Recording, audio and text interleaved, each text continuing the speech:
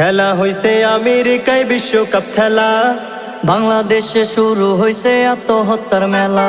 Brazil যখন হেরে গেল নরওয়ের কাছে, কুষ্টিয়ার এক বোকা চন্দ্র আত্মহত্যা করছে। আর্জেন্টিনা হারলো যখন স্পেনের কাছে, বাংলাদেশের কয়েকজন গলায় দড়ি দিছে। একটি ছেলে অস্বীকার করলো নিজের বাপ, লিওনেল মেসি নাকি তারই আসল বাপ। আরে লজ্জা লাগে তোদের জন্য কেমন মুসলমান, খেলার জন্য নিজের জীবনকে দিতে পারো কোরবান।